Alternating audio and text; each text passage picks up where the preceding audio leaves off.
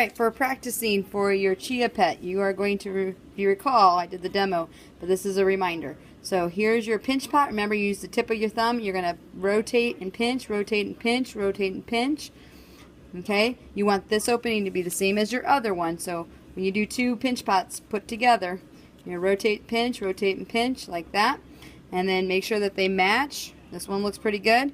So then you're going to slip and score. So make sure you get that together like that.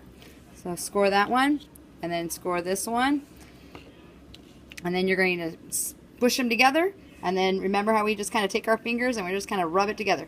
So get that all covered up, and then, so this is what I really want you to work on. Then you can start making your extra add-ons. So for instance, if you're doing an elephant, you'll add the nose and the mouth and the trunk and everything else, legs, so on and so forth. If you're doing a rabbit or something like that, you would need to add the ears and things like that. So you would just add those things on.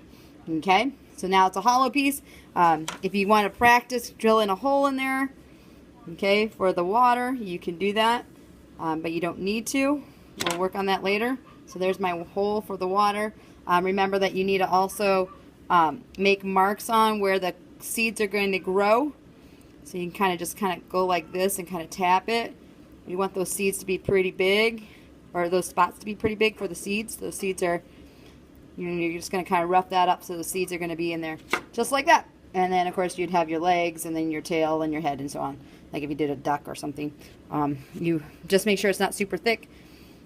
So if you're going to do something like a bird, you just kind of sculpt it like that. Then you're going to add it on. Alright, and then you'll have your bird just like that. Just remember, anything really thin will break off. So anything that's over a quarter-inch, like whiskers or things like that, that'll just break. You can also sculpt, just kind of pinching things, like if you want to make that pointier, you can, and so on and so forth. So you can do something like that if you choose.